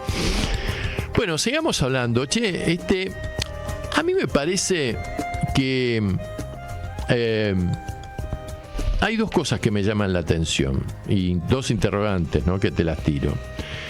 Primero, me parece que Trump se equivoca porque lo trata a China como si fuese un país, no quiero decir nombres para no ofender, ¿no? Pero como si fuera un país subdesarrollado, ¿no? De los más subdesarrollados. Por ejemplo, qué sé yo, lo trata como podría ser, no sé, El Salvador en estos momentos, ¿no? Y China no es El Salvador. Y la otra es, el capitalismo está sufriendo los embates del huevo de la serpiente, que es esta aceleración tecnológica desenfrenada de la cual ha hablado Francisco. Sí, ¿no? en sus encíclicas. Sí, que hay que frenar esto, hay que sacar el pie del acelerador. ¿No está llevando a la desaparición del capitalismo como sistema económico? Porque el capitalismo hasta ahora cada 30 años, primero cada 30, 20, 15 años tenía una crisis, que era la burbuja inmobiliaria, que era la otra hipotecaria. Bueno, pero ahora me parece... tecnológica. Sí, pero ahora me parece que esto se está... Claro, no hay... Así como baja la temperatura el otro día 20 grados de un día para otro, hoy las bolsas tuvieron un rebote del 13% y ahora no sé qué va a pasar mañana con este retruque que volvió. Sí. Claro, es decir, esto conspira contra el mismo sistema de producción económica global, me parece, ¿o no es así? Sí, no, mira, a ver, nosotros lo dijimos varias veces en el programa y con el observatorio, es que el factor es que siempre los países, digamos, vos decís, el capitalismo siempre manejó cierto caos controlado. Sí. Claro. Sobre los competidores, sobre los países competidores. Vía financiera, o sea, te provocaba una crisis financiera, una fuga de capitales, un endeudamiento, bueno. O en algunos casos extremos la guerra, digamos, ¿no? O la invasión y qué sé yo. Con China, como vos decís, yendo a tu primera pregunta, no puede hacer ninguna de las dos cosas. Se encontró con un competidor tremendamente poderoso, velocísimo, que no le puede hacer golpes financieros, no le puede hacer golpes de mercado a China, en el mercado interno, no lo puede invadir ni puede hacer una guerra.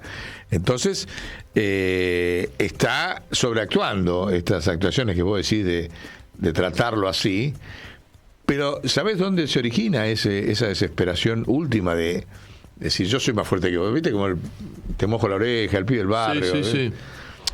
La paciencia china la sabemos cómo funciona, pero nace en septiembre del año pasado. Un dato que ha pasado desapercibido. En septiembre del año pasado, los BRICS incorporan a Medio Oriente a su esquema. Arabia Saudita. No solo Arabia Saudita. Incorpora a Arabia Saudita, a Irán, a Egipto, a Sudán, a Qatar, todo Medio Oriente. Y Argentina estaba invitada. No, estuvo y después entró. Tendríamos que estar ahí nosotros en este momento. Pero yendo al tema del conflicto, ¿qué significó ese rol estratégico de China con Medio Oriente? Fíjate, Arabia Saudita e Irán eran enemigos acérrimos. Bueno, ahora están ahí, se acabó. Significó que China pasó a tener la misma cantidad de años de reserva que Estados Unidos. Porque Estados Unidos tenía, con Canadá y México, 50 años de reserva de petróleo y gas. Y China en su territorio tenía 8. O sea, tenía un punto débil. Claro. En la cantidad de años de reserva de petróleo y gas. Después están las renovables, todas las otras historias.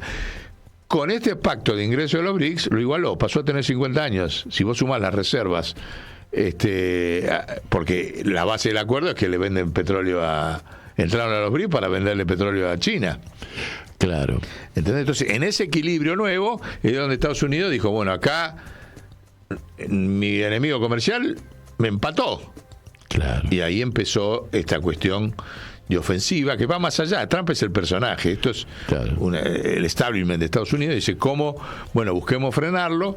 Yo creo que lo están buscando frenar sin plan. Sí, porque... anárquicamente, ¿eh? O sea, esto que voy para adelante, retrocedo, o sea, te subo los aranceles, te lo bajo, te lo subo, esto es un gesto realmente desesperado, como bien decía vos recién, porque aparte China es acreedor de Estados Unidos.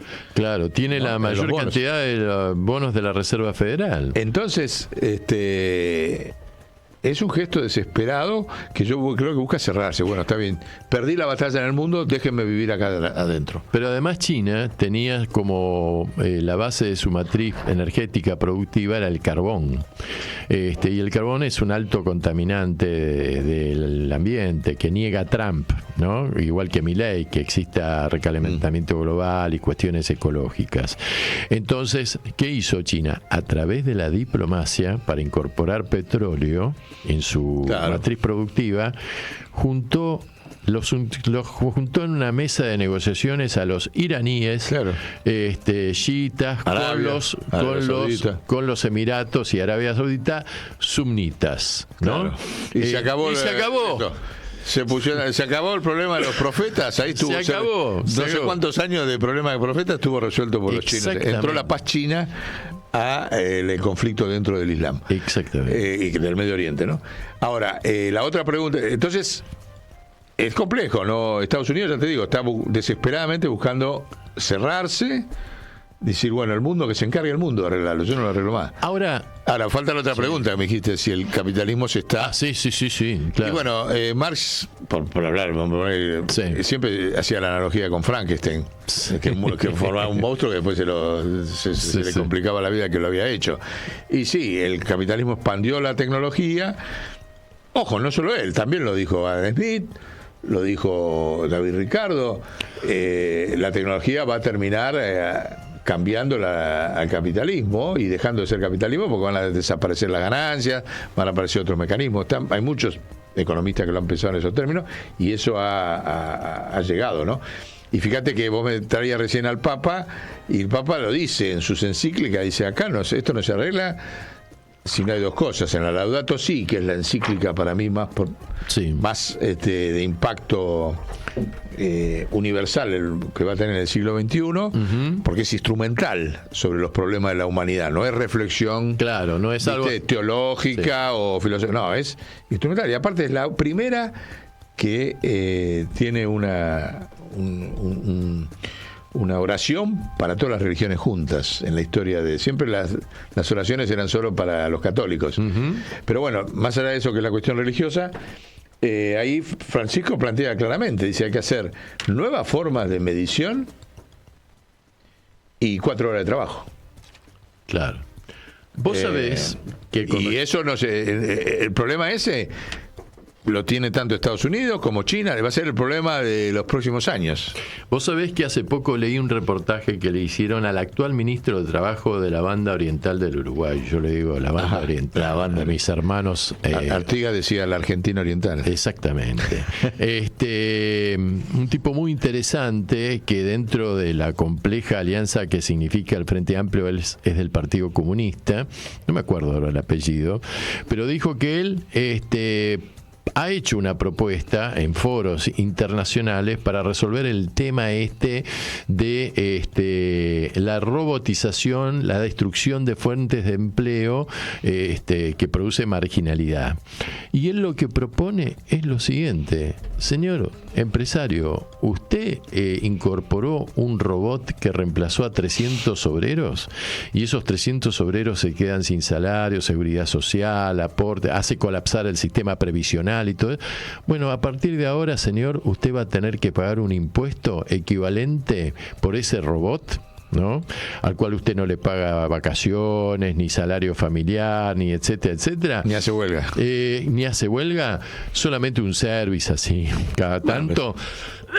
usted va a tener que pagar un impuesto que sea equivalente a lo que le pagaba los 300 de aportes a los... Por el mismo importe, dijo. Sí, él lo propone. Dice, sí, porque usted gana mucha plata con este robot que trabaja mañana, tarde y noche. Entonces, sin parar. Entonces, señor, para que todos podamos, porque de eso se trata en definitiva la vida, ¿no? Podamos tener una buena utilización del ocio, ¿no? Bueno, tengamos esclavos sin culpa, que no son seres humanos, que no tienen alma, que no tienen espíritu y que son máquinas, que trabajen para nosotros las máquinas, ¿no? No sé si Heidegger ya planteaba esto en algún escrito, pero interesante, parece loca, pero no es tan loca la propuesta. No. Se está debatiendo en el mundo este tema de cómo reequilibrar, porque cuando entra esa tecnología a un mercado desequilibra todo. Exactamente. Desequilibra, como decís, 300 personas quedan en la calle. Bueno, ¿cómo lo reequilibras? Lo reequilibras vía impuestos, lo reequilibras bajando las horas de trabajo. Bueno, es toda una discusión que se viene velocísima en el siglo XXI, ¿no? Vos fíjate que el señor Elon Musk, que es el Schwarzenegger de Trump, allá, que ahora tiene algunos problemitas con Trump, por lo que declaró, de esto de las tasas y aranceles, en el monstruo que es X como plataforma mundial, emplea 85.000 personas en todo el planeta. Claro, sí, no tiene proporción. Acá estamos hablando de millones, cientos de millones de desocupados y marginados, sí. Bueno, va a ser la vida muy difícil en el planeta, muy insegura. Nosotros teníamos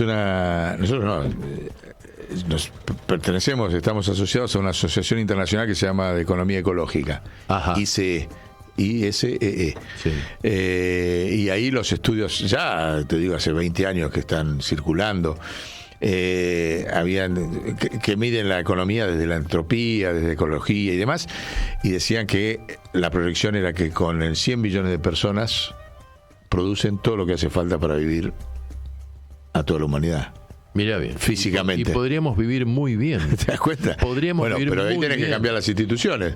Claro. Tenés que cambiar esto de la cantidad de hora de trabajo, los mecanismos de circulación, porque el problema está en la circulación, no en la producción. Claro. Porque ese robot que te reemplazó, que te dice el uruguayo, va a producir millones de anteojos más, que pusimos el ejemplo de los anteojos, que antes. Claro. ¿Y cómo haces para que circulen? Bueno, tenés un problema de redistribución de la riqueza. Eso, ¿no? El problema es redistribuir la riqueza. Porque está muy concentrada. No, pero aparte vos tenés categorías e instituciones de funcionamiento obsoletas. Exacto. Porque tenés las instituciones de funcionamiento, vos sos abogado, las conocés bien. ¿Cuántos años tienen? ¿O siglos? 100 y pico de años. Por eso, ponele. Y se trató de hacer un orden después de la Segunda Guerra con esto del libre comercio que dijimos, 80 años.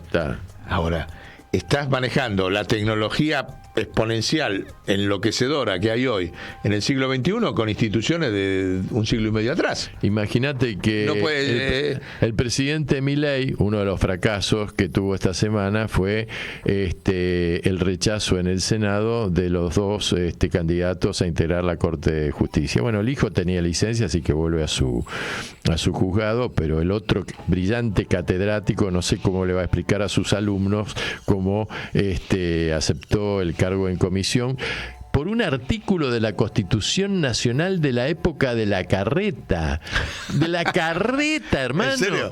Claro, porque el coso en comisión era cuando los senadores se reunían en Buenos Aires y entonces cuando no podían llegar a caballo. Claro, no llegaban meses. bueno. Entonces, para que no se paralizara la actividad del Senado, del Congreso en esa época, el presidente los nombraba en comisión. Pero hoy te tomás un avión, estás en 1 hora y media, desde Jujuy hasta acá estás en 1 hora y media. Esto me refiero también a las instituciones vetustas que fueron paridas por el liberalismo del siglo XIX y que ya no van más. Por eso esta tensión que hay en el mundo. Te propongo escuchar nuestro último tema. Dale. Y después cerramos el programa con dos cositas interesantes. ¿Cómo está parada Europa en este quilombo y qué nos espera a nosotros? Porque estamos ahí, al borde del precipicio. Escuchamos el tema El Pescador de A.A.In. Así figuraba este cantante. Dale. El Pescador.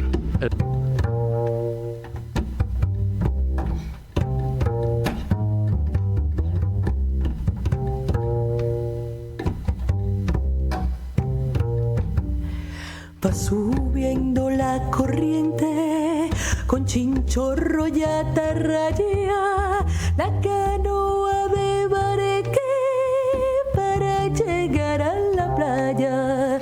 Va subiendo la corriente con chinchorro y atarraya, la canoa de Bareque para llegar a la playa. El pescador habla con la luna, el pescador habla con la playa, el pescador no tiene fortuna, solo su atarraya.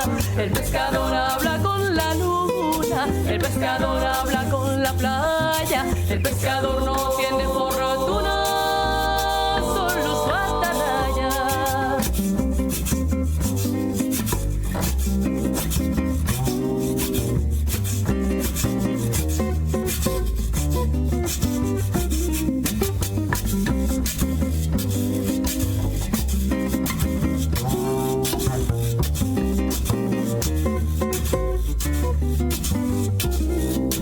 Regresan los pescadores con su carga para vender al puerto de sus amores, donde tiene su querer. Regresan los pescadores con su carga para vender al puerto de sus amores, donde tiene su querer. El pescador habla con la luna, el pescador habla con la playa, el pescador no tiene fortuna, solo su atarraya. El pescador habla con la luna, el pescador habla con la playa, el pescador no tiene fortuna, solo su atarraya.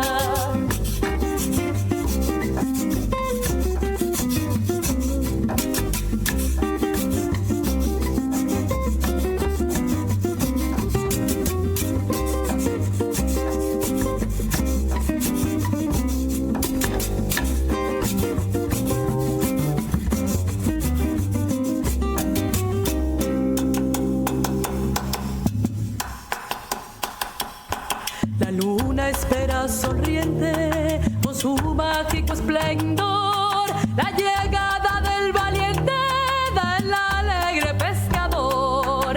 La luna espera sonriente con su mágico esplendor la llegada del valiente, del alegre pescador. El pescador habla con la luna, el pescador habla con la playa, el pescador no tiene fortuna, solo su atarraya. El pescador habla con la luna, el pescador habla con la playa, el pescador no tiene fortuna, solo su atarraya. El pescador habla con la luna, el pescador habla con la playa, el pescador no tiene fortuna,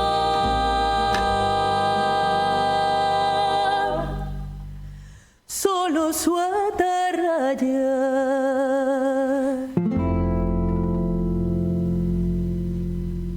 Seguí escuchando Anochece en Buenos Aires, que no es poco.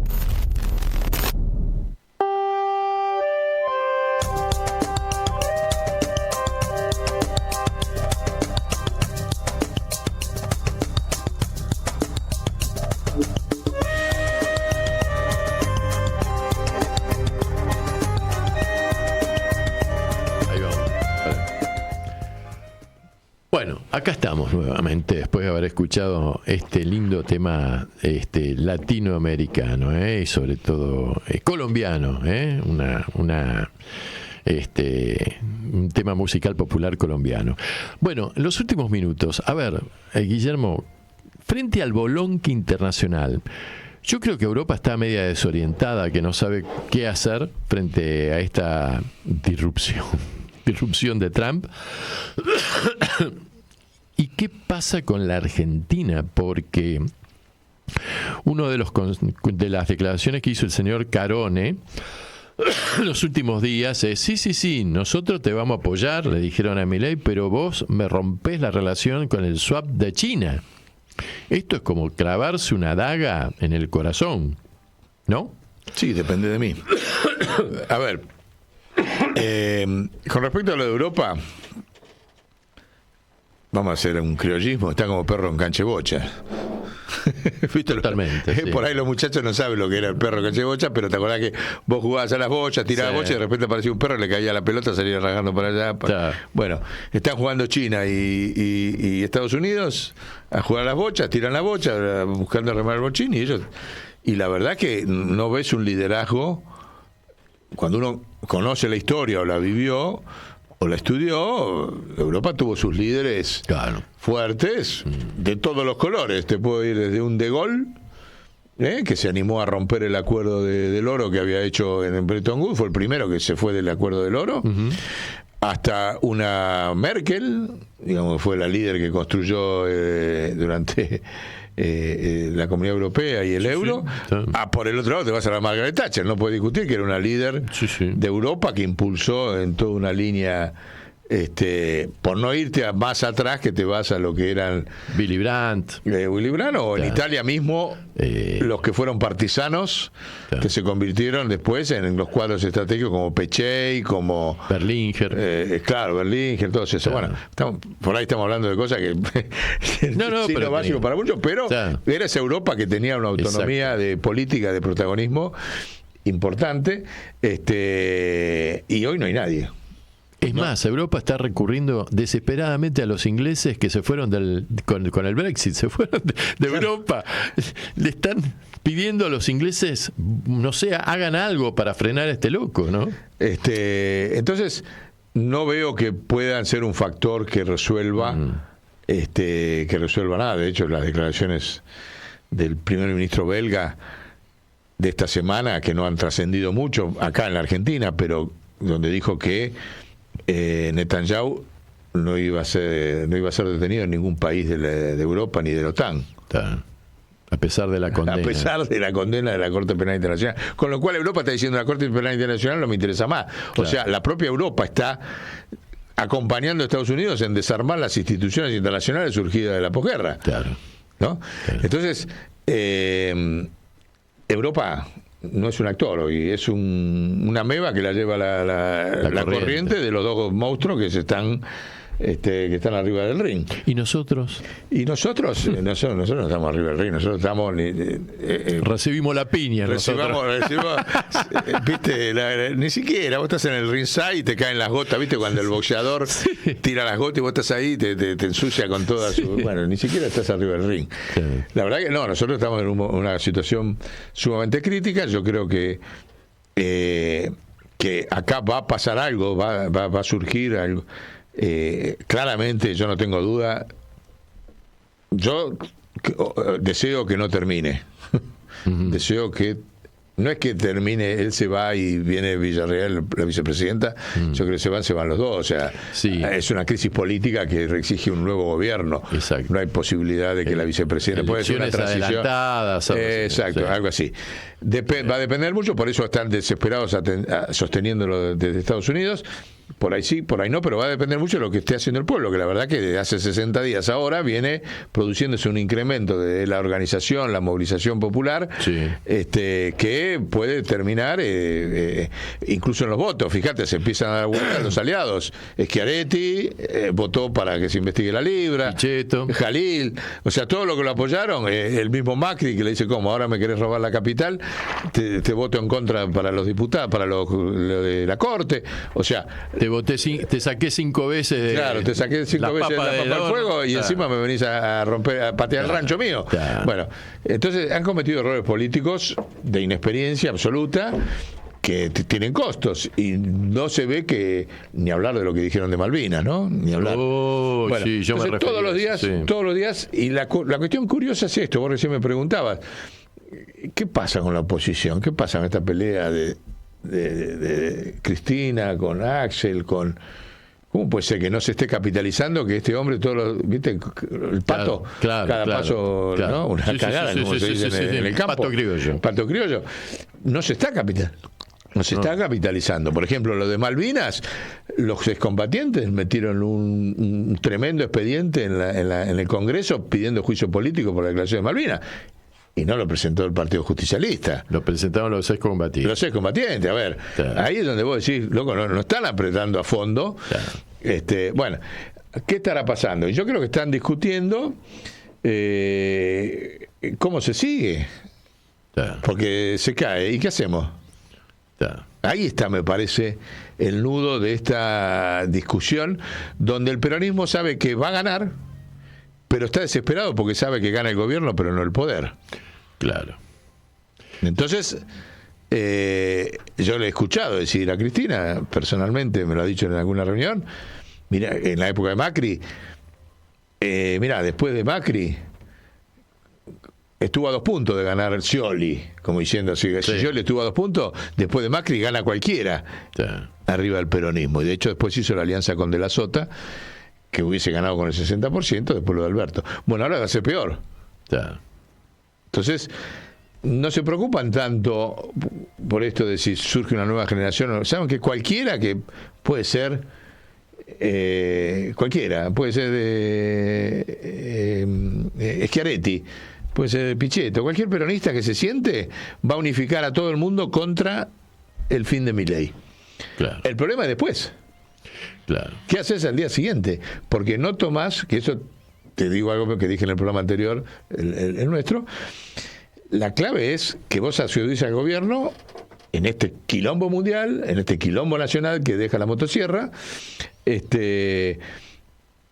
tenés un solo lugar de poder real, que es el Banco Central.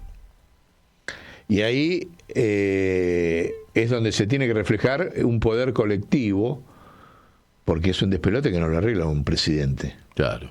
Necesitas ¿Cómo te peleas con el mundo, con los quilombos de 8.000 tipos? Esto de la cancha de bocha. ¿Cómo haces para que no te pegue la pelota a vos? Bueno, ¿y cómo haces para ordenar el despelote interno? Un tipo, es imposible. No. Hace falta un poder colectivo. ¿Dónde va a estar expresado ese poder colectivo para ejecución rápida, ¿no? En el Banco Central. Hay quienes dicen, algunos periodistas... Por ejemplo, una fórmula interesante sería que sea quien sea, yo lo hubiese planteado, era Axel, presidente del Banco Central. Claro. Por ejemplo. Claro. Esa hubiese sido una solución inteligente, que se hable del programa para cuando volvamos al gobierno. Nadie habló del programa, están discutiendo cuánto diputado, cuánto de la lista, viste, bendita. Claro. Eso es muy poquito para el despelote este. Hay quienes están vaticinando que este crédito del Fondo Monetario Internacional va a durar 40 días o 2 meses y que se evapora la guita y vuelven las tensiones y qué sé yo, y que estalla el despelote. Y yo creo que la única forma de sacar esto adelante cuando se produzca el despelote es la convocatoria de un gobierno de unidad nacional, con la más amplia base posible, por supuesto excluyendo a determinados sectores representativos de determinados intereses. No lo veo sentado en ese proyecto al señor Venegas Lynch, por ejemplo. No, obviamente. ¿No? Obviamente. Esa gente, ni a López Murphy. Toda esta experiencia de este gobierno. Estos dinosaurios o tiranosaurios Rex, no. Pero desde la centroderecha política, digamos, que podría estar representada en el espectro económico, un tipo como Maslatón, por ejemplo, sí la veo. Si no hay salida posible. No hay salida posible. Esto Estoy de acuerdo, pero tenés que darle el instrumento a esa unidad. Claro. Porque si vos planteas la unidad, ¿viste? Porque la unidad, sacamos una foto. No, hay que laburar. Acá tenés que decir, loco, al día siguiente, ¿desde dónde hago las cosas? Claro. Porque tenés que hacer las cosas, ¿entendés? Sí.